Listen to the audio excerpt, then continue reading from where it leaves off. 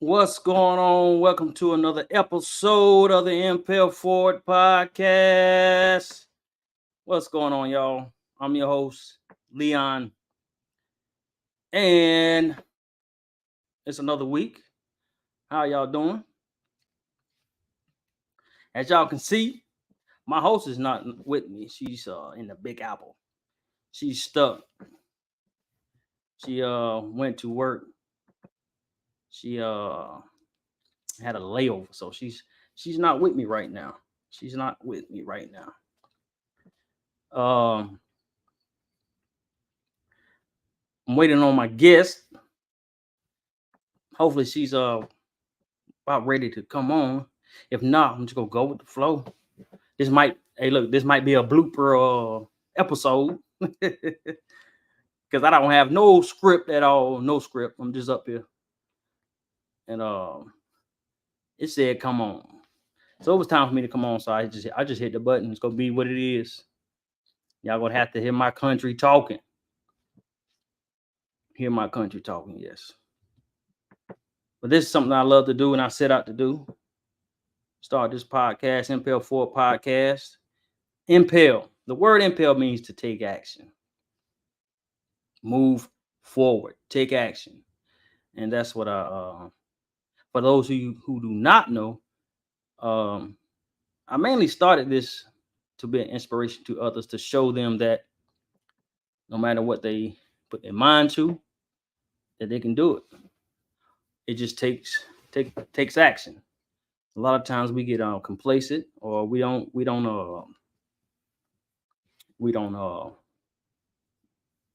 do our research, or we don't set out to do things to better ourselves. And I just want to show people that it can be done. It can be done. A lot of people ask me about the podcast. How do you do it? What do you do? Where did I get my things from? And it just takes research. I ain't gonna say it's easy. I ain't gonna say it's easy, but it takes work. It takes learning. I'm still getting better at my craft about on speaking on the mic. I really don't like the way I sound, but hey, that's another thing. I think y'all heard me say this before. I'm country for one. I mumble sometimes. Sometimes I talk too fast, and I got to keep in mind to slow down. Slow down. Yeah, but see that I didn't let that stop me from doing what I'm doing now. And I know I'm getting better. It takes practice. That's anything you do takes practice. The more you do it, the better you get. The better you get. I'm still waiting on my guest. I don't know if she is able to join, but um she's supposed to join last week, but she does a lot. She does have a lot going on, and she's supposed to be here today, but I don't know what's going on. But we're moving forward, impelling forward, taking action, and I'm here. Um, so I'm gonna tell you, for those who don't know, I'm gonna go ahead and tell you this about me a little bit. If you don't know, I at the age of 16, I was sentenced to 30 years in prison. I told this on episodes long ago when I first started. I was sentenced to 30 years in prison. And I'm still learning how to package my story. So my grandmother, she she's my pastor, and she's not on my yeah she's not on my grandmother. She's my pastor. So I'm gonna tell you this story right now. So, how many of you have ever let somebody down? Your mother or your grandmother? How many of you have ever let your mother or your grandmother down? So my grandmother, she likes to for me. So in church, she calls me up or talks about me a lot, about things I went through, things I've done. And she called me up one time to tell my story. And I went up and I gave a little bit, told her a little bit. Then I handed her back the mic. And this is in church now. So after I went back to my seat and church went on. So after church, like we always do, go up, hug my grandmother. And she says, my family called me man. She says, man. She's looking up at me because she's sitting on a stool and she's looking up at me. She's, I think, 86. I think my grandma's 86 now. We argue a lot about, well, not argue, but they go back and forth about how old she is. I don't know if something with a birth certificate or what, but yeah, they go back and forth about how old she is. So she looks up at me. She says, man, I feel let down. So she's looking at me. She said, I gave you plenty of time to tell your story. Why you didn't tell your story? And I said, well, Grandma, I'm trying to learn how to package my story so I can deliver it better. And she says, well, you don't have time. We losing souls. We losing our young ones. And so I'm just sitting there looking at her. And I'm thinking, I'm like, yeah, you're right. It's been a long, and she is right. She's right. It's been a long time. And it's something I set out to do a long time ago. But it's some things that happened that I didn't do it. So she says, so me and a couple of my aunts, they're talking. And she said, I think it's what she say. She let me know again. She said it twice. She said, she wanted to let me know that I let her down. She said, yeah, I feel let down. You let me down. So I'm sitting there and I'm thinking, out of all the things I've done, now I'm in my 40s. That's the first time she ever told me that I let her down. So I'm riding home. It's about an hour and a half drive, depending on how fast I'm going. But it's an hour and a half drive. And that's all I can think. That's all I can hear was, you let me down. You let me down. You let me down. So I'm like, wow. So, and then not only that, I started thinking about when I let my mother down. My mother told me when after I got kicked out of school and I left home, she said, now I was hanging in the streets. And she said, I don't know if she remember this, but she said, if you get locked up, I ain't spending my money to come and get you. But she was the first one there. And I thought about how I let her down. Then I think about how I let you let people down that you love. And it happens. It happened. Everybody do it. But it happens. So, yeah, I rode home that long ride. That's all I can hear my grandmother say, you let me down. You let me down. But, yeah, I think my guest is on. I had more to tell y'all, but I think she's here. We're gonna see. I think she's driving. She stays busy. But I'm about to bring her on right now. Yo, Hey, can you hear me? I can hear you. I can't hear you. I can't hear you. Can't hear me. Let me see. Take it off mute. It's not on mute. Go out and come back in. Yeah, she's trying to log on and she stays busy. As y'all can see, she's on the road now. She's driving. She said she's sorry. I think I read her lips said she's sorry. But yeah, my grandmother, she's a big inspiration. She's a real strong, powerful woman. She's I think my grandmother had like probably 3 strokes. She's still going strong. Love you, grandma, if you're watching this. But yeah, she's helped when she said that you let me down. She helped me package my stories So I'm getting some things together. Let me try again. Here comes Crystal. Let me see. Boom. Can you hear me now? Yes, I can hear you. Okay, I had to put my earbuds in. What's going on, y'all? Look, we welcome to another episode again of the MPL4 podcast. As y'all can see, I got Crystal Taylor, the Queen Curator. She's Hey. she stays busy. So as y'all can see, she's driving now. She's driving now. But look, I've been on her back for some months, wanting to get her on here because she does a lot of things in the community and she's doing some good And I things. said I was not gonna miss this tonight. I said I'm gonna make it. I'm not gonna reschedule. I'm not gonna do my brother like that. My bad. Hey, look, I was just going with it. I said I don't have no script, but I'm gonna go ahead and go with it. How you doing? I'm feeling overwhelmed today, but I'm good overall. Like, life is lifing, Yeah, and I'm just maintaining through it and with a smile and a grateful heart. So, right. you You, know. you are busy.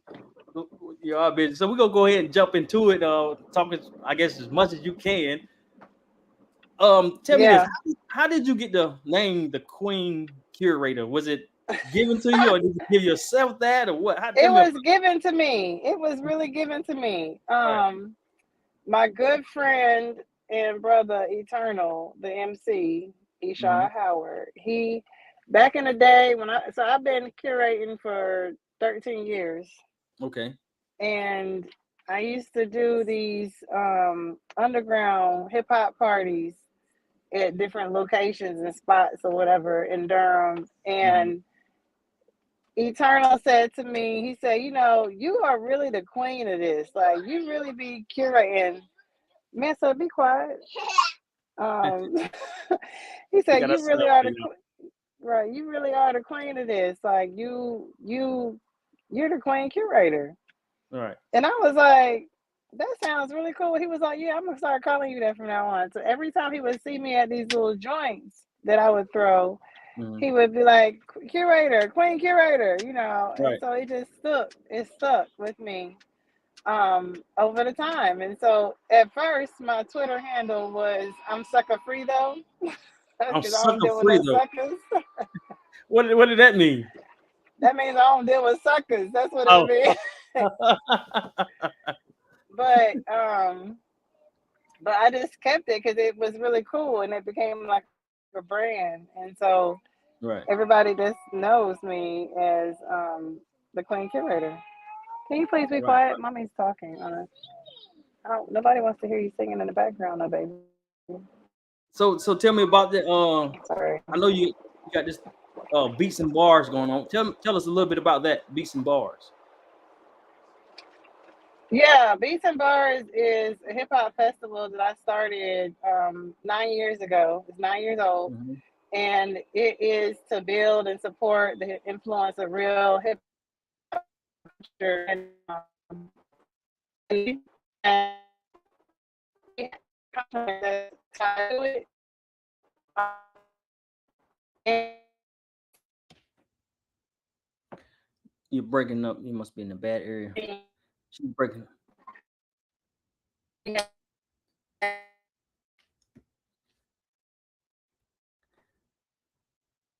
I don't know where she is, but she's breaking up.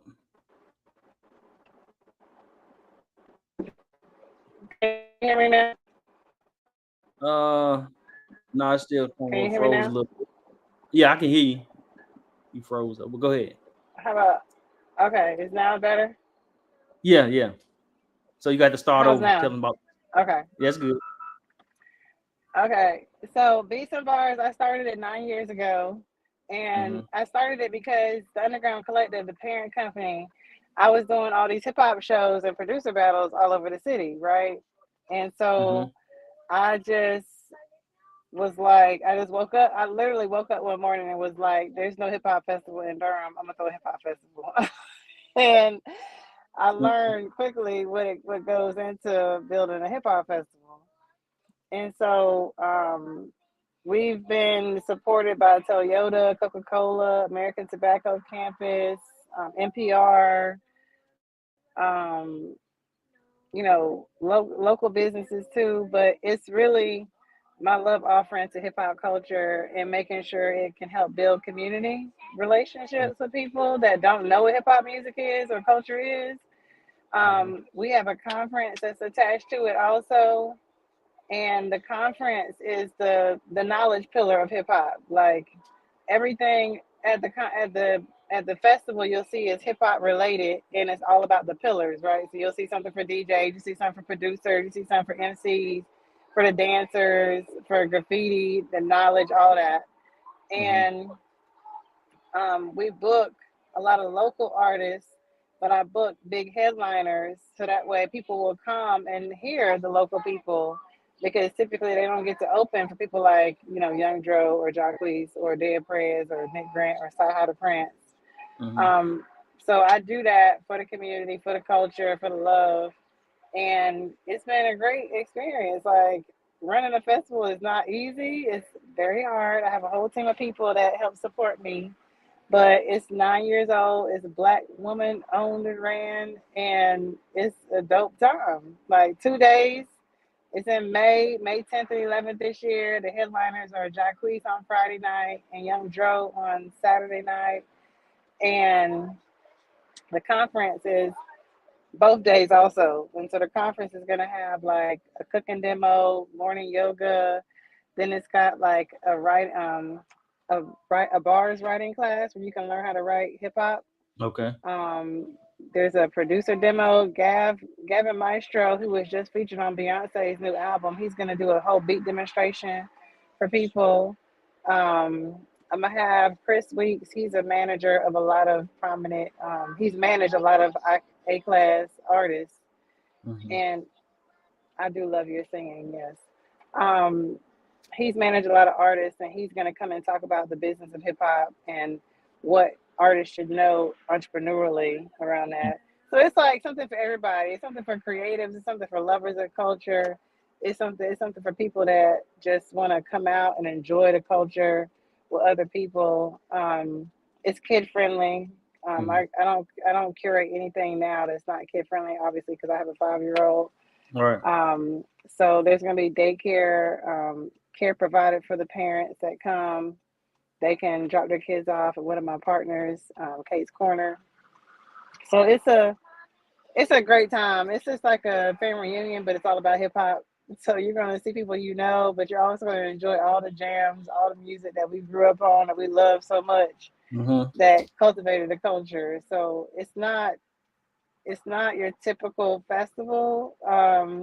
There's food, it's a good time. It's just a great time to come together for the culture and then meet new people, see people you know, but also just lift up the culture and show the world and the city what hip hop is. Right. It's a lifestyle, it's not a thing. And so I'm really excited about people being able to see us come together and display that off of hip hop. Right. So when you first started, did you have a team in mind to put together with you? No, Or? no. I mean, I had some of my day ones that's been always down because again, like I was curating producer battles and MC shows at the Pinhook.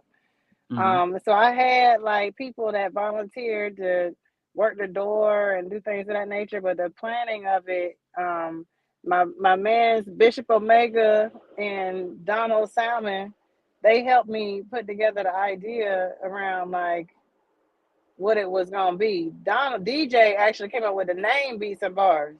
Okay. And I was just like, oh, okay, that's cool because we had the bar, but we really talking about bars and so it was a funny time Shout out and to trying to figure Bishop out Omega. that. I call him Kareem. Yeah, Kareem Bishop, he's a nut, but Bishop been around. I Yeah. met Bishop at WXDU in the Okay. radio station, Yeah. and he put me on game around like a lot of Durham culture, history, and things of that nature. So he really Mhm. helped me. And Bishop's still my host. He's hosting the festival, and Yeah. he hasn't gotten fired yet. So Yeah. Boy, like you said, he a clown, boy. he hasn't got fired yet. He always say, "This is my boss, and I'm trying not to get fired." Yeah. Yeah. Now, like I told y'all in the beginning, she does a lot of things. So touch on now. I seen something else that called you the Black Mama of August. Is that correct? Did I see that somewhere? Yes. Yeah, the Black Mama of Black August. Yeah. Yeah, and I think it was pertaining to the Black August in the park. Is that correct? Yes. Yeah. So, That's so tell correct. us about that. How did that start? Like you got your hands on a lot of things. Yeah. Every time I have interviews like this, my face hurts from blushing so much because I'm like, wow, like I always try to be modest about the things, but I can't escape it because it's everywhere, right? Yeah, So, yeah, it's everywhere. um, yeah, Black August in the park. Man, like that was an event that my friend Moses Ochola, he asked me to help him, produce this event, and I said, yeah, sure, okay. And we did, and at first we thought it was going to be like 500 people, and it was more than that. It was more than that the first time out. But we created it because we wanted to create a space for great joy and give people somewhere be free, in the midst of like the gentrification that was happening rapidly in Durham and what we wanted to see for our community. So this is actually a moment to remember individuals that have passed away because historically this is a very late month in American culture and history.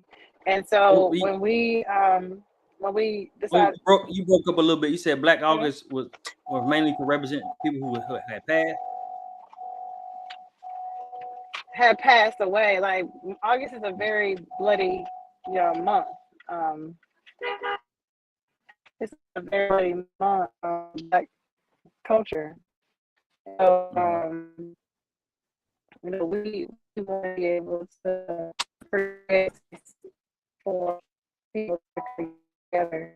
Okay, we want to create for people to come in and celebrate being Black and free and safe, especially with the education that was going on. So Black August is look up Philadelphia, California, that Hold on. were Hey, murdered Crystal, over you're breaking up a little. the. You're breaking up a little bit. Bear with us, people. She's breaking up. She's frozen. She's in the freezer. Oh, she's gone.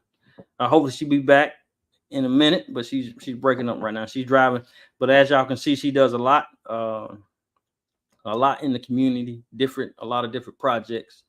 And I'm pretty sure she's coming from somewhere right now doing one of those things. And like she said, she has her son with her majority of the time, doing all, of course when he's not in school. So yeah, she does a lot. And I'm sorry for the interruption and the breakup, but hopefully she's able to come back on in a minute. If y'all got any questions y'all want to ask, just put them in the comments. I can see it. I'm able to ask her different things.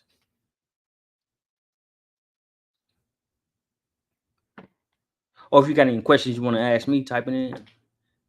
We'll go from there.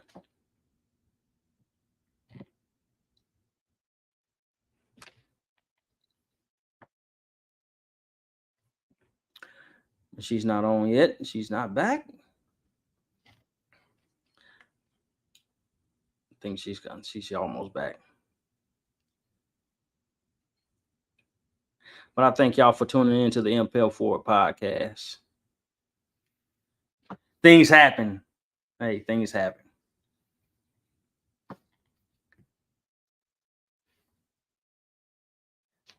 She's trying to come in. But shout out to my co-host Renee.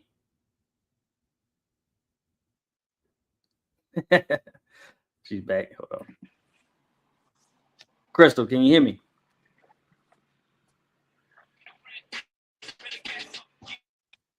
Crystal, can you hear me? Oh, you ain't hit nothing, did you? I heard a, sound Hello? like you hit a trash can or something. Can you hear me? No. Yeah, can you hear me? Yeah, I can hear you. Okay. But I'm you was leaving talking where I about am to see if that's gonna help us. okay. Can you hear me still? Yeah, I can hear you. You was talking about August in Okay. the park. Yeah. Yeah, I mean, it's a free event. It feels like reunion, homecoming, out, people come together and celebrate celebrate being free. Have Black Joy, celebrate that, and Hmm. just come together and be Black, and be free, and be safe together. And did you start that by yourself too, or because that's a big No, task? no, I have co-found. I'm a co-founder. I'm a co-founder of Black August in Park. There was Okay. five of us that started it.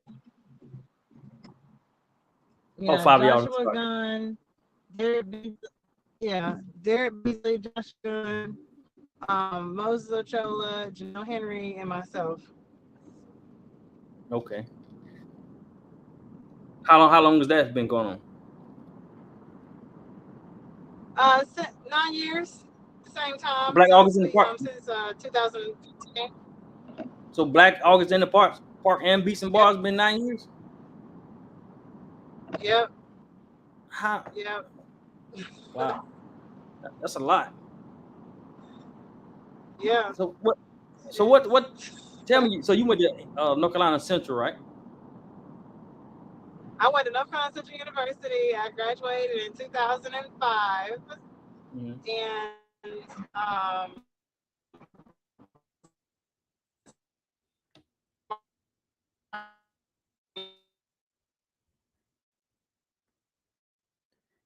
You are in the freezer again. no, am I still? You froze. You're in the freezer.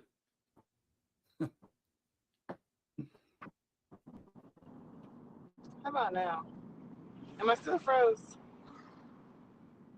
I can hear you. I'm kicking Verizon to the curb. I'm telling you, I'm about to get rid of Verizon, okay? Because they are really taking my money for no reason, all right? They taking Yeah. all of my money for no reason. How is it that I got Verizon? I be freezing up like I got Sprint. This is crazy, okay? This is so crazy. I am so disappointed in this service. It's like, oh my gosh. Yeah, things happen. You know Um, how it is. but yeah, I mean, Central, I we from. graduated from Central, and I wanted to work at a creative agency, Hmm. and no one, all the white agencies, no one would hire me because I didn't have like work experience.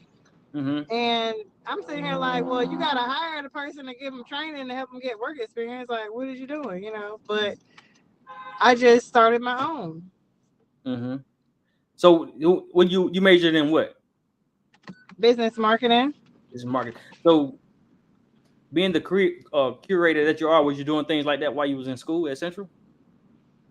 No, in school, all I did was go to class and party. Oh yeah. That's So. all I did. I just knew that like I was supposed to be in school for medical medicine because my mom is a doctor. So I was supposed to go to school for pre med, Hmm. and I was like, no, I'm not gonna do that. Right. So um, I changed it to business marketing because marketing rules the world. All right. And I had the idea in my mind, well, if I want to run the world one day, I need to be like top notch marketing. Hmm. And so that's why I took the class and I changed my major from pre med to marketing. And I'm really happy that I did because I learned so much about how the world works, how people think, and how to get people to move. And when I graduated, I went straight to work at Blue Cross. Hmm. So I worked at Blue Cross for a little bit on the phones, and then I got off the phones because I could not do that. I was like, I gotta have more excitement to my life, Right. my everyday, and so that's when I went on my journey to figure out what I wanted to do. And so I was so I was so like discouraged by the agency that I was trying to work for. Like I Mm-hmm. had applied to them at least 3 times, and I would get closer and closer each time, and then they still wouldn't hire me. Mm-hmm. And I just said, I was working at Blue Cross, and I kept working there, and I had a bad racial experience there. But I learned a lot from Blue Cross, and I still have a lot of friends there that really have supported me still today. And I just recognize, like, I come from a family of entrepreneurs. Like, what am I doing working? And all the people before me, my grandparents, my parents were entrepreneurs. Why am I, clocking in on somebody else's clock? Right. So I started to, I went to a beat battle that Knife Wonder had in Raleigh, like probably in 2010 or something, 2011. And I was so mesmerized by the beat battle. I was like, oh my God, this is so dope. Like, I want to do this. And I did it like a year later. And it was the easiest thing. I was like, man, I love the plan stuff. Right. And so then I said, well, I'll be an event planner. You Right. know, I'm thinking I'm just going to make it big as this event planner. And I planned a wedding. I planned one of my friends' wedding. They're still married to this day. And it was the worst experience ever. And I was like, Because of your planning, or no, not because of my planning, oh, because okay. the bridezilla and the husband and all the Okay. flowers and the table decoration, it was just too much. It was too Right. much. And I was like, girl, you do not need to be doing this. So Right. I said, I'm not planning out near other wedding. I have never planned a wedding since then. That was Mm. my first and only wedding. Um, but I said, I'm going to plan these beat battles. Like, I like to see the producers compete against each other. Right. And I want to see I want to do that. Because I'm a Mm-hmm. band kid. In high school, I played the clarinet and I've danced, did ballet and piano. I'm all about arts and humanities, right? Where'd you go to high school at? Clinton High, Clinton Oh, Dark Horses in are you Sampson from County. Clinton? Is that 95? Clinton? No, that's 40 East. What? Okay. Yeah, 40 somewhere. It's somewhere around. Yeah, Clinton. Okay. Yeah, yeah. Is it Dark Horse? Dark Horses, I'm right? a proud, I'm a proud dark horse baby. I'm a Okay. proud dark horse. Yes. Um, okay, because the country ain't never left me at all. Like Yeah. I'm still a Yeah. country girl all day. I'm from But Fayetteville, right? oh, for real, that's Yeah. what's up. Yeah. Yeah. We cousins did. We Yeah. cousins Right. did. Right. 910 in the building, Uh-huh. 599, the big stick. Okay, 26 and that's right. yeah. So I was like, let me do this. So I started doing the producer battles. I became popular off of that. And then I became popular off of doing the shows, the Queen Curator stuff. And so I met MCs that were like, "Yo, can you listen to my music?" And so it just became to be continuously be a thing. I kept adding on to experimenting with and seeing what happened. And so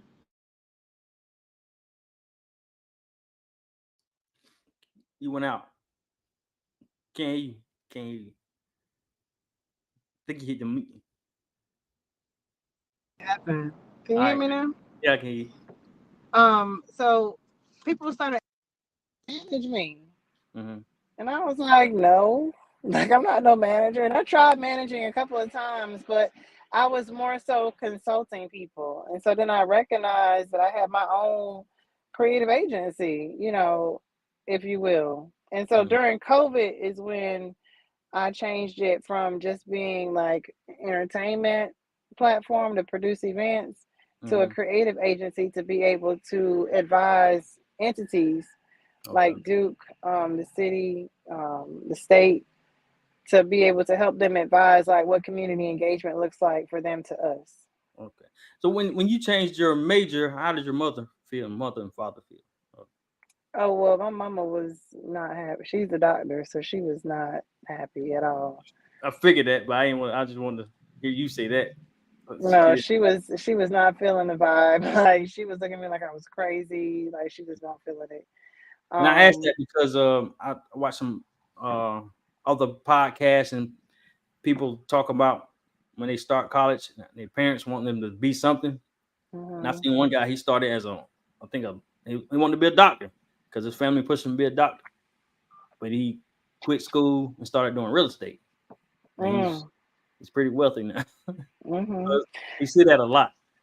Yeah, I mean, I still have a thing for being in medicine. Mm-hmm. Like I really admire my mother's like her brain is impeccable. Mm-hmm. Um, and so I've taken from her like a lot of that, like kindness to people and wanting to help people and support people and serve people. Like I'm big on that. Mm-hmm. But I didn't I didn't go for it. Now I have pondered with the idea of getting my PA Mm-hmm. just to have it, just to say Right. I have it and to serve people in certain type of capacities probably, but that's not. Maybe when I retire in 3 years, I'll go and do it just to be doing it. You know what Right. I'm saying? But I'm not gonna be trying to work in no hospital or nothing. Yeah. What type of impact did your father have in your life? Did you grow up with your father? Yeah, yeah. My family was intact. My dad was my rock. I'm a big daddy's girl. I'm the oldest. Mm-hmm. And my dad, he from, Southern man from Alabama, Tuscaloosa, Alabama. And he grew up most of his life in Newark, New Jersey, driving. He had a taxi cab company. She must have got a phone call, y'all. Wait, Go ahead, I can hear you. okay. And so he had a taxi cab company. My dad has always been an entrepreneur. He owned a club in New Jersey.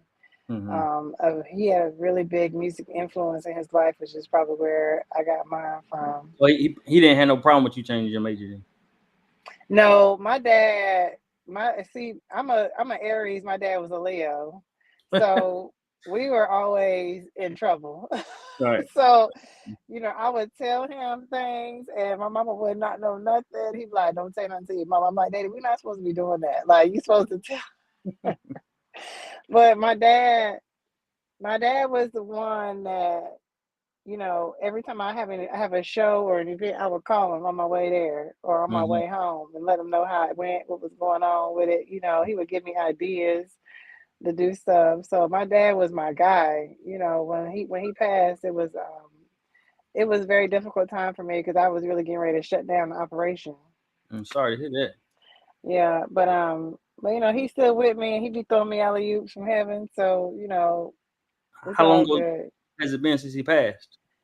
Daddy passed 7 years ago. Mm. hmm And you've been able to hold up pretty well. Yeah, I think so. I mean, there's not a day that don't go by that I don't think about him or talk to him or miss him. Like he was my partner. Like period. Like I would talk to him on the phone all day. When I be in the car driving, I talk to him on the road, or like I said, before and after events. And I Mm-hmm. still say something to him before I have a show or before I have an event. Mm. He had a really big impact on my life, and he just taught me a whole lot. My mom, she was very strict, Mm-hmm. and she was a doctor. She was very strict. She was always at the hospital, but she also, they both taught me and my sister a whole lot in Mm-hmm. different ways. You know what I'm saying? And my dad gave me like streets, and my mom gave me like how to be a lady type situation.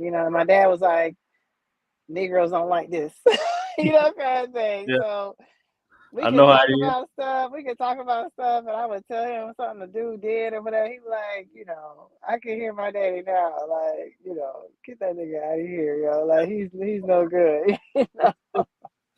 Yeah, sound like that's how I'm gonna be. Yeah, he was raw and rugged, but he was a cool cat, man. Like he was cool. So Good. my cousins always say like, "Girl, you act just like your daddy. Like the key ring on your hip and everything. Like just a cool breeze. That's how my dad was."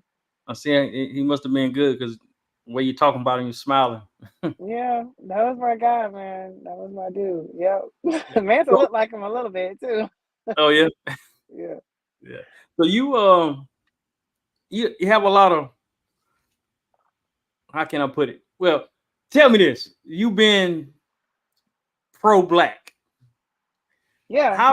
How do you the you do work in the governor's mansion, right? And with the governor or something like that. I do work for the North Carolina Department of Culture and Natural Resources. Yes. And then thinking back, you said you dealt with the racism at Blue Cross. Yeah. So Yeah. how's that working, doing things with the government?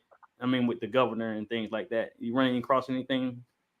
Um, I've run across a lot. Right. um, Some you probably can't talk about. I know. well, so okay. I will say this. Like I've had some very true to life experiences that they don't teach us in Mm-hmm. school or in training.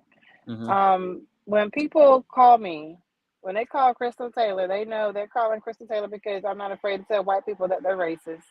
Right. They know I'm not afraid to tell people that they're misusing their funds and not supporting Black initiatives or Black community engagement. Mm-hmm. I'm unapologetically do not care Right. about making people that don't look Black, that are not Black people, uncomfortable about where they're wronging community. So people know what they're getting when they call me. They already know. Somebody's already told them. They gave them the info on one like, listen, she's gonna tell people, this and the third, So I'm very proud of that Mm-hmm. because a lot of Black people um, generationally have been afraid to speak up for what's right or what is fair, Mm-hmm. and I don't have a problem being that voice at all. Right. Working for the state and for the governor's mansion, for the governor, it's been a privilege Mm-hmm. because there are people in office who really want to see change for our community. Right. And it's been a blessing to be able to work with those people and keep uplifting Black initiatives, Black culture, Black community. Mm-hmm. And they are doing the work. Right. Um, and I wouldn't, most people know that I'm not going to take contracts just because of the dollar. Mm-hmm. Like when I meet people, and even like you, like if I meet a person and I don't feel the connection or the vibe, I don't, I take spiritual relationships and what God is doing in my life very seriously. Mm-hmm. I don't meet people. I don't believe in circumstance. I don't believe by chance. I don't believe in, I don't believe in stuff like that. Mm-hmm. And so everything that I've been able to do and people that I meet, I know is for a greater purpose of what I'm supposed to be doing. Right. So I take that stuff very seriously. But I have worked in spaces, particularly the city of New Bern, where it was very rough and Mm-hmm. hard to get them to understand Black perspective, Black community, Black needs. Mm-hmm. Um, and it's unfortunate because there's a lot of still old, dated mind states that are out there. Mm-hmm. And, when you present things to people and they still don't understand why it's necessary and it's a waste of money and why, we're still, they're still holding community back. Right. So I've done work in those spaces both ways. So what do you think about you're starting to hear say the black and the brown? When they say that, they kind of put different races in that black and Hmm. brown. What do you think about that? I mean, I think that it's all relative, because Arab people are not Black people. Okay. You know, um, Latino people are not Black people. Right. And they don't. Right. But in my perspective, they are because we Okay. all came from the motherland, whether they know it or not. Right. Um, but I try to give space for the other cultures so that Mm. way they won't feel like isolated in one group, right? Right. And so when I'm talking about my work, I'm talking specifically about Black people. Right. That's my point. Yeah. Yeah, right. But I also do keep in mind that I do advocate for my people of color Right. that are not that don't associate being black. You know what Mm-hmm. I'm saying? And Mm-hmm. so, for the festival, for example, we have the flyer in Espanol because a lot of Latin, Latino, Mexican, Spanish people, they love hip hop culture too. Mm-hmm. And so I try to make space and make people aware of like this other whole community of people that are being left out, but they're making their own strides and they're making their own way. Mm-hmm. And I have learned in like racial equity trainings that there's been a long time plot with through the government to separate all of us in Mm-hmm. these categories and classes. And at the end of the day, they should be glad that we gave them the blueprint to life as Black people. You know what I'm saying?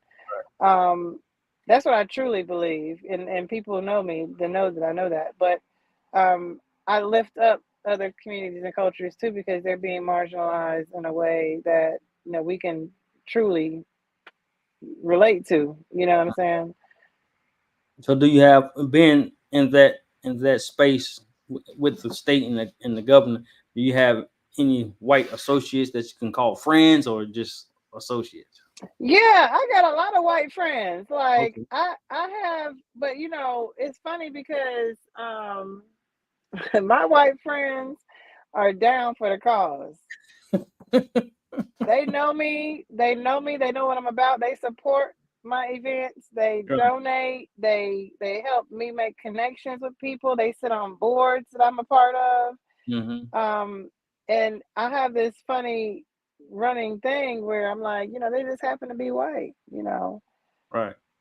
But there are, and I've been fortunate, and that's something that I've been fortunate to have, and I prayed about this kind of thing too, like running into the right people, like God put the right people in my path that will help me, that will support me, that will teach me things.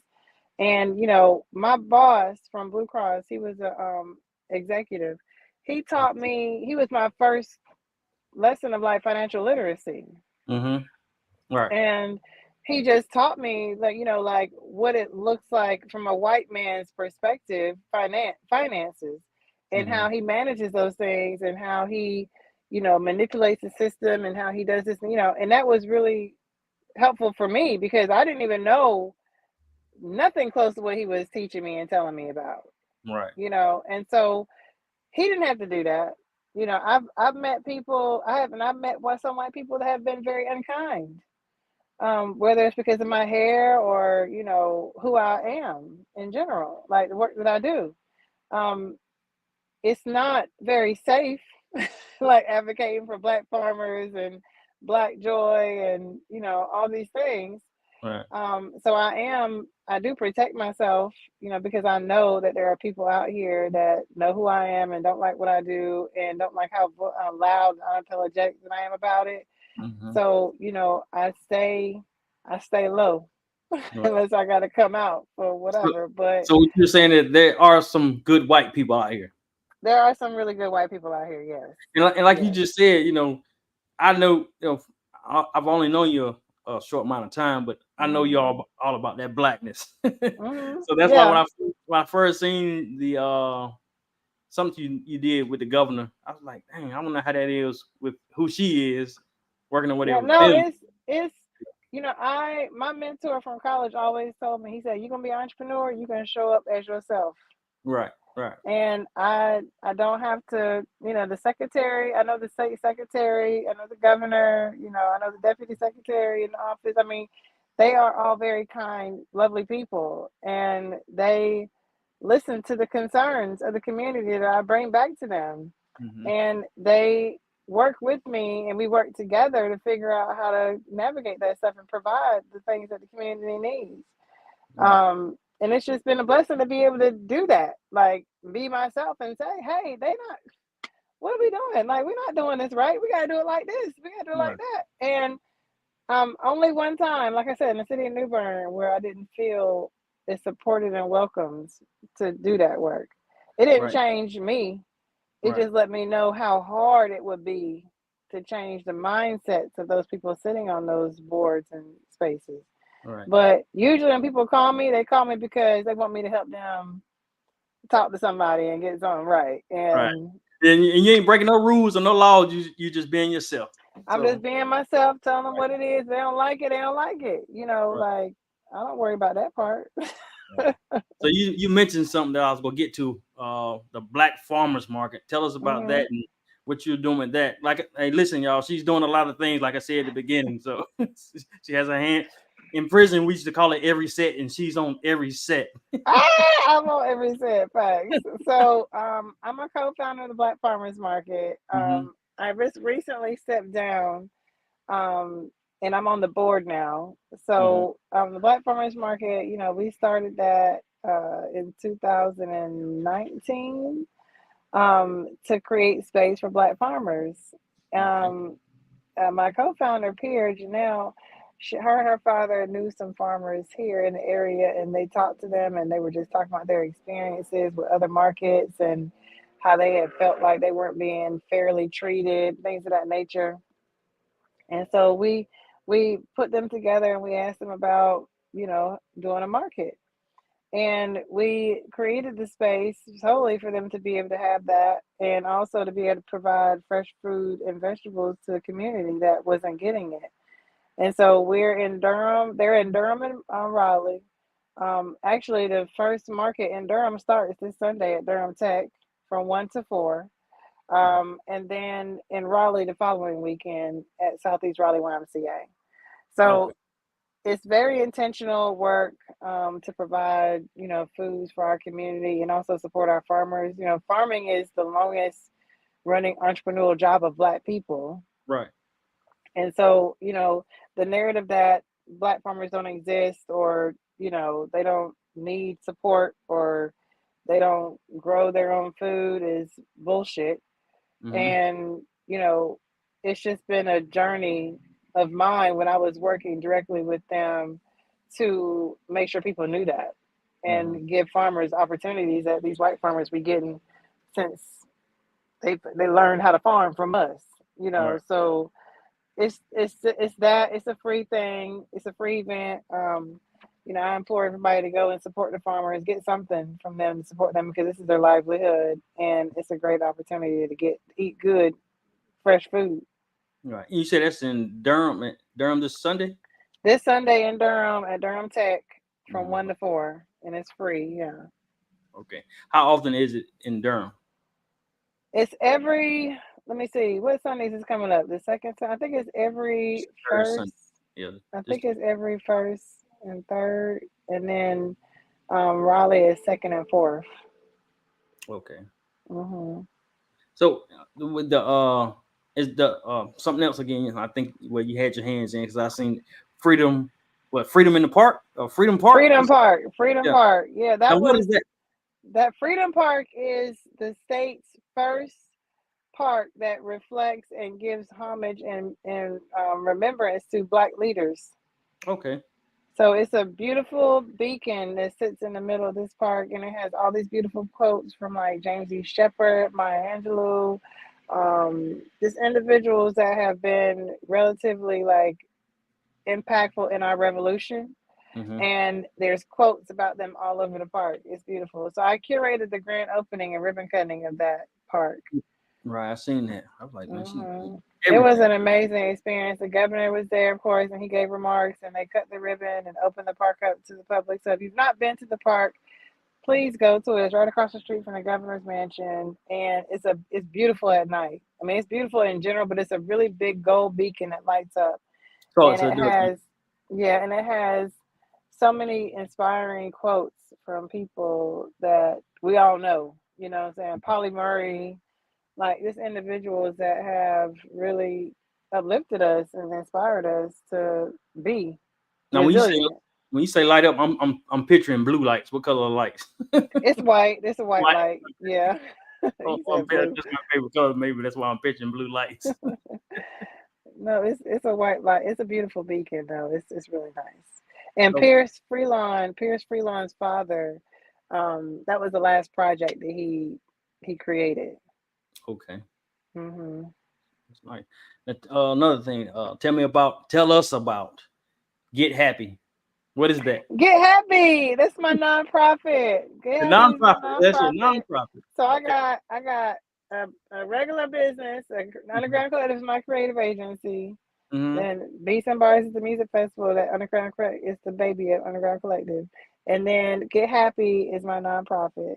And what is that about? Um, so when I had just had Mansa was probably like 6 months old or something, and I was very unhappy um, in my life, Okay. and I was trying to figure out like what joy looked like for me, what happiness looked like for me, and me and Derek, his father, we weren't in a good relationship, Mm-hmm. and I was just like, Lord, I want to be happy, Mm-hmm.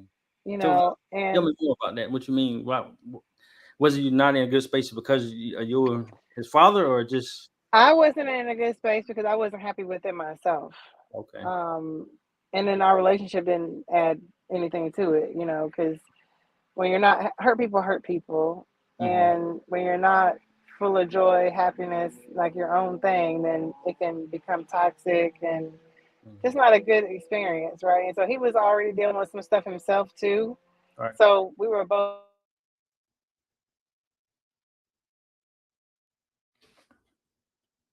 She's getting the call, y'all.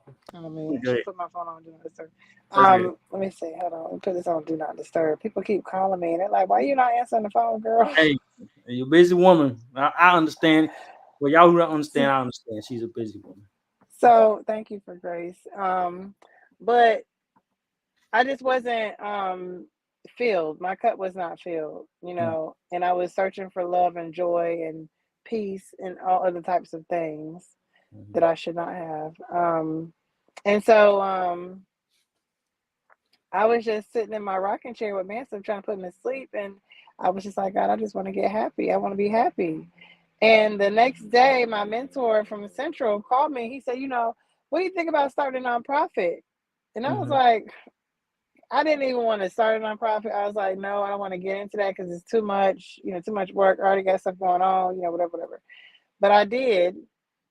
And I said I know exactly what I'm going to call because the reason why I said yes is because at the time I was on a contract with Central and Duke to Mm-hmm. create ethno dramas, which were health disparity projects to help people learn about health disparities in a really cool way, Mm-hmm. outside of just like these regular, videos people make you watch that are really boring. It All was right. like TV, but the TV script was based off of like AIDS or HPV or COVID or something like that, right? And so I said, yeah, I know I'm going to call it Get Happy. And he was like, really? And I said, yeah. I said, well, what is it going to be about? And I was like, it's going to be about helping Black people find joy through trauma. And Everything black. I'm Good. blackity black, black, Good. black, black. Right. Right. I'm light skinned, but I'm a dark nigga. Right. Right. but um, but no, I did that because I really knew that there were people just like me that grew up in a home. My parents, they loved each other, but they did argue a lot. Mm-hmm. They didn't have a lot of conversations about loving yourself.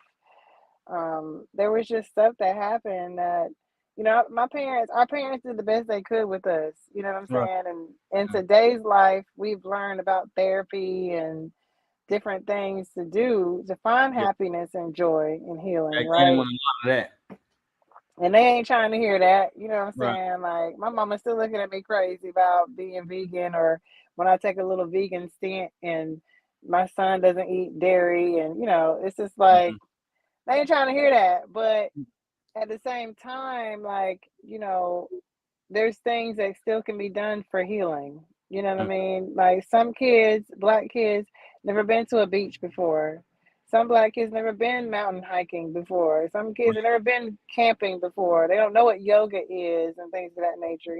So my nonprofit exposes our community, Mm-hmm. young and old, to things that will help bring them joy, to help maybe mitigate some of the trauma and hurt and healing that they need to do, and open them up to those things. So, it looks like a lot of different things, but it is curated to help us be Mm-hmm. exposed to things that we might consider are only things for white people, that they are not, you Right. know. Wow, that's amazing. So how Thank did you. you being a leader, the leader that you are, do you think leading comes natural, or you think it's taught? For me, it's natural, Natural, yeah.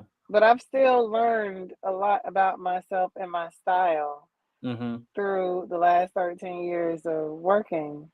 Right. And that's me being able to take criticism Mm-hmm. well, to be able to teach people what's in my head and not expect for them to know what's in my mind, Mm-hmm. and giving people grace for learning. I'm going through that right now with some of my team.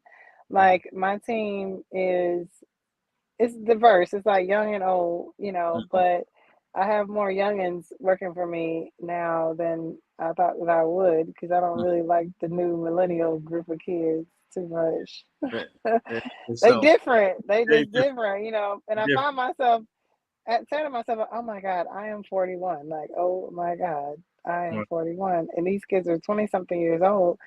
And I'm just like, when I was your age, I was doing this, and they not even close to that. You know what I'm Mm-hmm. saying? And so, um, how they receive information, learning how to adapt to how they learn and what matters to them and things of that nature. So, um, I will say being a leader is natural for me, but also, like, how to lead and who you're leading is Mm, right. something that should be taught, like making sure you don't talk to every person on your staff the same way, I, because, it's you funny that you know, say that because I was trying to, I have the barbershops, and hmm I was explaining to one of my guys that everybody's going to be treated different no matter what you think, but as long as it's fair, yeah, because some of them have different relationships. Then it's three of us that we me, Mo, and Phil. We kind of like family, so hmm we've been knowing each other for a long time. So, and that's with any business really.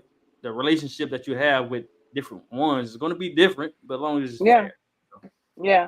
yeah. And that's the thing too. Like, I have high expectations Right.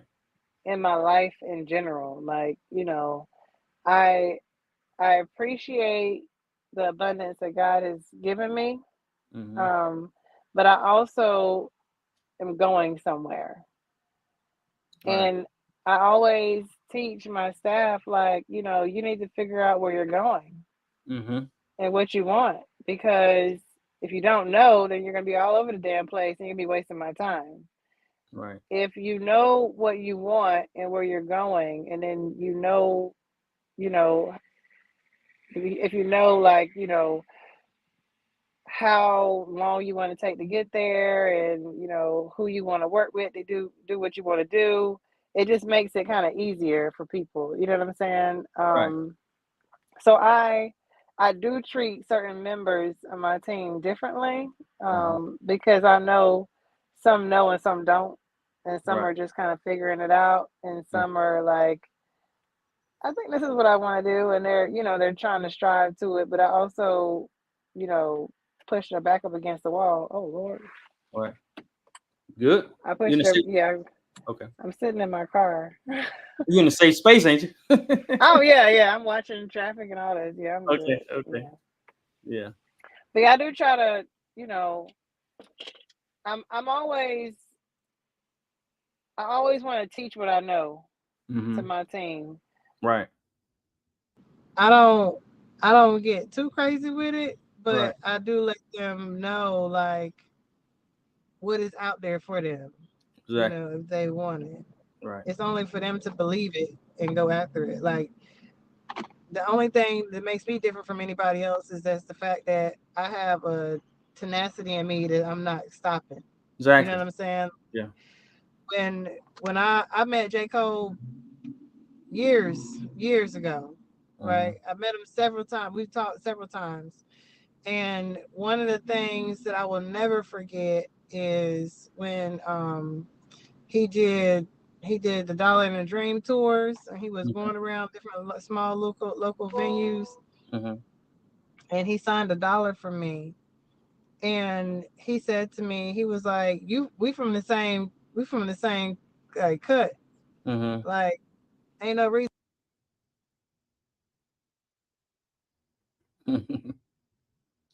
Uh-oh. She's in the freezer again.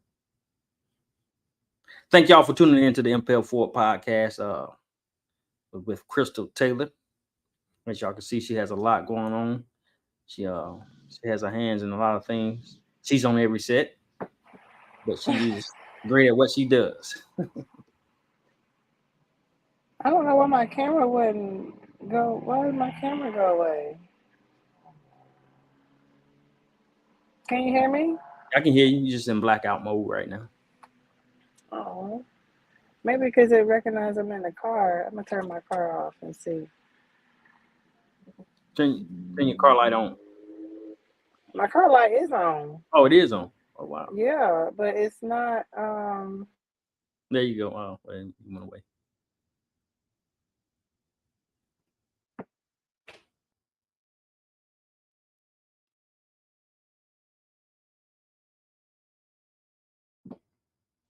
You still there?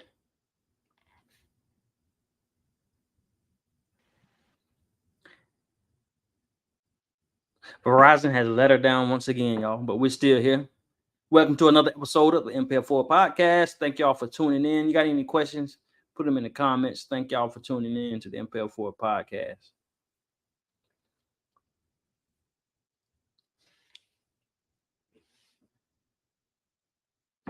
But yeah, as y'all can see, Crystal, she does a lot of things, man. She does a lot in the community. She's a go getter. She's a go getter, and that's what I like about her. You're back. Again, Verizon. You're back. I'm liable to change this service tomorrow. Okay, like this is unforgivable. Like, no. But you were saying J. Cole signed $1 for you saying He that y'all. signed $1 for me, and he was telling me, like, you can get it. Mm-hmm. Like, let's go. And um, being at Dreamville, I've been to Dreamville every year, and Mm-hmm. just watching what he's done. I mean, I'm a huge fan of, huge supporter of him as a person. So Um, what do you think about his apology? I appreciate it. Right.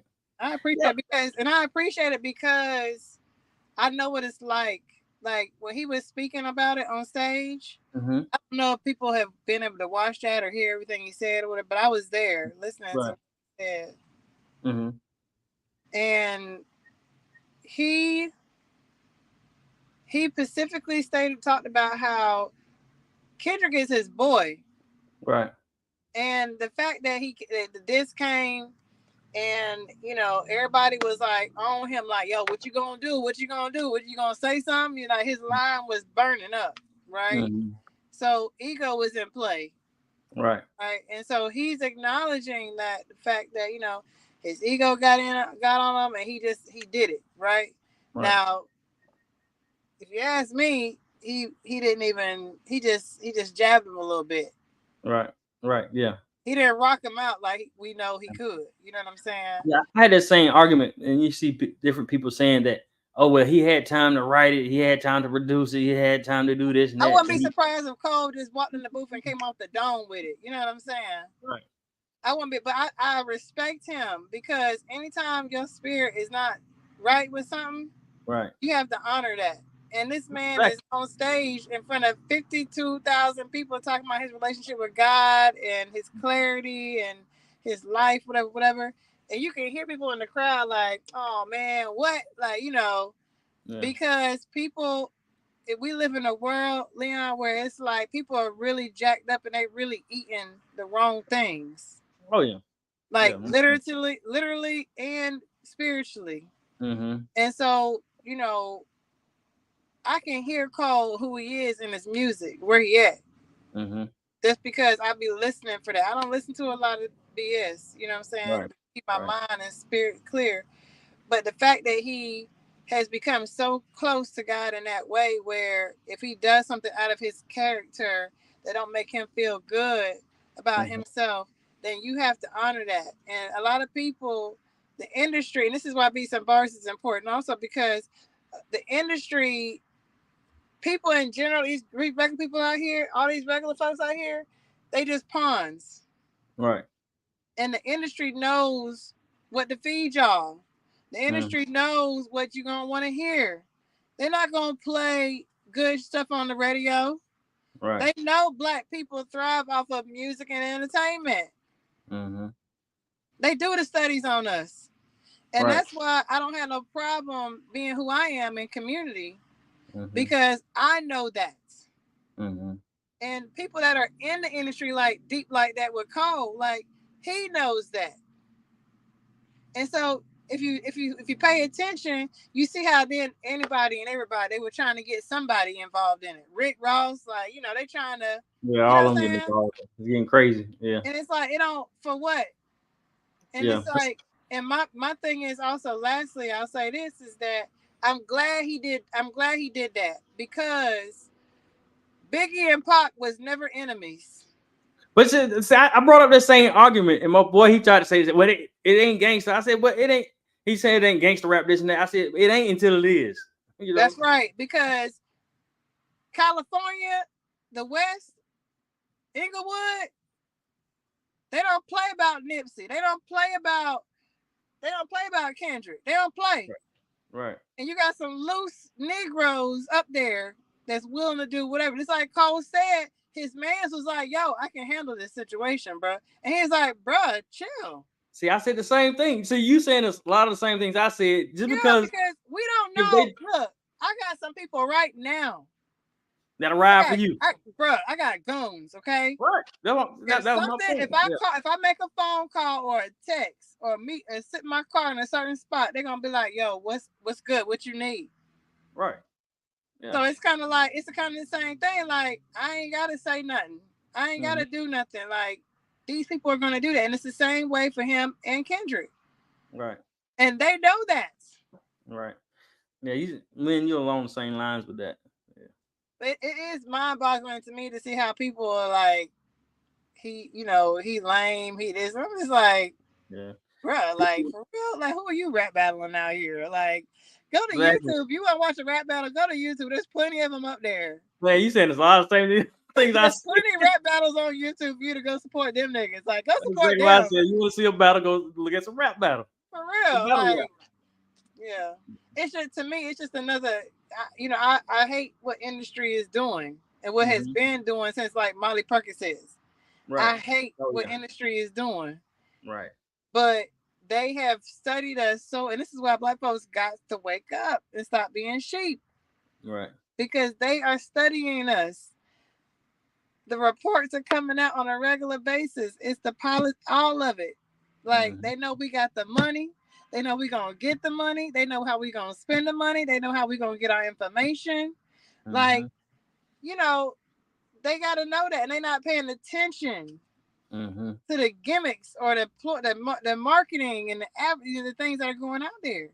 Right. Like, it ain't no coincidence that McDonald's be having the most black actors in their commercials. Do you relate to white people? No, you don't. You relate to black people going to McDonald's. You know what I'm saying? Right. Like, it's the same situation. So it's like, hopefully the work I do helps with breaking some of that up in their minds. You know what I'm saying? I know I'm not gonna get everybody, but that's at the end of the day what it is for me and my work. You know what I'm saying? Right. Like, trying to help us become conscious. Right. Yeah, that's some work. It's work. Yeah. It's work. It's work. One thing I want to ask you, the team that you have, do you have one team that works with you on all your different things you have going? How many you have on your team? Because I'm asking you 10. So I'm asking you that because I'm starting. Well, I'm going on 2 years now with my podcast, and I had a barbershop, but I'm trying to put this together. So I was just asking. Okay, yeah. 10 is a good Yeah, I number. mean, it fluctuates, between 6 and 10. Mm-hmm. But I always give them opportunities across the board, you know, Right. and they can choose to work something when they don't want, but all the work is relative to what we do in general, Mm-hmm. and it's a great training. I think that they would say that Crystal, I know one year in the past couple of years they've said to me they made more money working with me than they do with their like other little gigs and side hustles they be Right. having. So that makes me really happy to know that I'm able to help provide some money to them, and they learn a lot of stuff too. Besides making the money, most money working with you, what do you think they would say about you, the person? Oh, and they would probably say, "Don't get iced." Ice, what did that mean? So in the company, it's a running joke. Like Crystal Mhm. will ice you if you f up. Like if Oh, you mess up, she will ice you, and you do not want to get iced because something happens in the universe. When I ice a person on my team, they don't get no work, no gigs. It just right. stops. Oh, you put them in the freezer. Like Yeah, yeah, you ain't getting nothing. yeah. No, Okay. but seriously, I think that they would say heavy is the head that wears the crown, but she's the one that should be wearing the crown. Like Okay. I Hey, think they would say that. I think the that they queen would look say you. all the nice things about me, Mhm. because they often make me feel incredibly, honored to know Mhm. them, to work with them, to be able to teach them stuff, and then my team is like a big family. It's not a Right. transactional situation. These are people that I'm doing incredible work with, and I'm teaching them things, and they're with me with my son, and we're traveling up and down the state doing Mhm. good work and stuff, and um, they tell me about me all the time, Right. and in a very good way that's humbling. um, they just tell me I'm amazing and I'm great, and they're fortunate, and everybody knows me, and they I feel like a really good role model for them. So Mhm. it's cool. It's cool to have people that love you and care for you like that.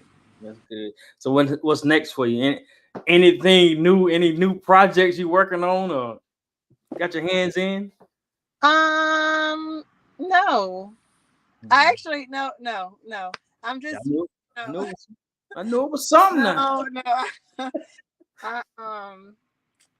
I I do have the block party, the Beats and Bars block party coming up on April 27th. That's Mhm. free at American Tobacco Campus. And then I'm working on a choir ball in Kinston Okay. and a talent show in Wilson. And I'll be hopefully taking a break here soon. The year goes by so fast for me, Yeah, man. cause Like you moving. it goes by so fast. I'm supposed to be in Puerto Rico today, Mm. but I couldn't make it. Yeah, So you moving. Well, it was good talking to you, having you. Like how long it's been since I've been trying to get you on? It's been some months, right? yeah, it's been. And I'm so sorry about my Connection. trashy Verizon Oh, situation. you good. Things happen. Things happen. I I mean, like this. This was cool. Like we have to do this again, like a mid-year check-in. Oh yeah, yeah, yeah, yeah. We can definitely do that. Look, keep up with what you got going on. Letting everybody know. Yeah, for sure. I mean, because there is something coming, but I can't talk about it yet. Okay, okay. And I'm seeing it's something that you said earlier that I was gonna say, but I ain't want to say it. I was gonna tell you later on. Oh, okay. Yeah, yeah, but yeah, I can't remember. It'll come to me. Okay. But yeah, but it's great that one of the things I have a slogan is seize the opportunity to grasp, just to grasp your dreams, and that's what you're doing. You seize the opportunity to grasp your dreams, and that's what impel forward is about. Impel means to take action, and like I was telling people before you came on, that's why I started the podcast, not necessarily for me, but to show other people that if you take action and just do it. You Oh know, go be some, bumpy roads. In between things you're trying to do, but as long as you will learn while you're doing it. yeah, I You mean, I appreciate that know, for many reasons. And it's true. When I watch people move in the world and people how they talk about what they can't have or what's not for them, and yeah. it's all a mind state. You know what I'm saying? Right. Like, and I Yeah. learned this. I went to a self development class. I would tell people to go to self development classes because it helps break up the stuff in your mind that you have been dealing with for such a long period of time. You know what I'm Right. saying? But I changed my mind state and I started really like healing Mm-hmm. internally, like with how I felt about myself, what I thought about, what I wanted to do, the things that have happened to me that made me feel like I couldn't Mm-hmm. do stuff. Like I really took time to heal, do the work on myself, and come to the terms of what God created. Mm-hmm. And we all have something that Mm-hmm. God placed on us, gave us, has implored us to do in Mm-hmm. this world.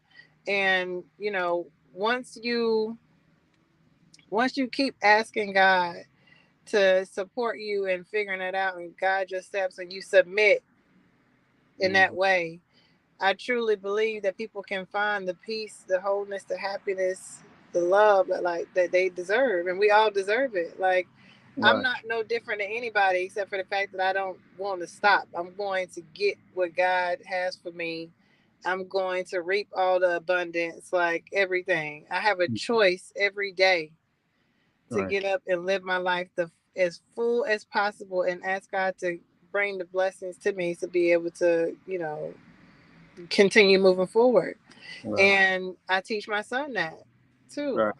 And so, when I meet people that they don't think that being an entrepreneur is not for them or this other thing, I be like, say who? Right. Right. Yeah. Yeah, say who, but also again, it's a mind state. Mm-hmm. And you just can't wake up with that. Like you have to do conscious work. And it's very hard work every day. Like I've had a rough week, bruh. like, Right. but I still stand in abundance because I'm breathing. Like I have food in my house. Like the simple things are real what abundance looks like. You know what Mm-hmm. I'm saying? And then the fact that I get to go into a car, that's the extra layer of it. The fact that I Right. got gas is an Right. extra layer of it. So people take things for granted all the time. Mm-hmm. And we should not. Right. If you look at our ancestors and you go down here to Stagville and you see what the houses look like that they slept on the floor in. Mm-hmm. Like to be able to have an apartment, to be able to have four walls, be able to have doors that lock, to be able to have, a blanket. Mm-hmm. That is abundance. Right. But we can't have complete sheer gratitude for that. It's like we're not going to appreciate nothing else. Speaking of that, I gotta. Well, I'm gonna see what you think about this. So the national anthem. I last couple of years I stopped standing for the national anthem, Mm-hmm. and what you're saying is like couple. It's been about a month. I was at a game. I don't know why I was thinking this. I'm like, I guess I'm looking around. I'm thinking like, even though a lot of people still have bad things to say about America, and they a lot of these places are corrupt. Mm-hmm. And I think about other countries, like they don't have a lot of things we have, or can do a lot of things we do. I started thinking to myself, so I started standing again. What do you stand for the national? Depending on where I'm at, Right, right, depending on how I feel, right. his words matter. You know what I'm saying? Mm-hmm, But again, like when I went to South Africa last year, it really like put a lot of things in perspective too. Like we are, even though we have been taken from a place and brought to a place that's not our natural, where our ancestors were not here.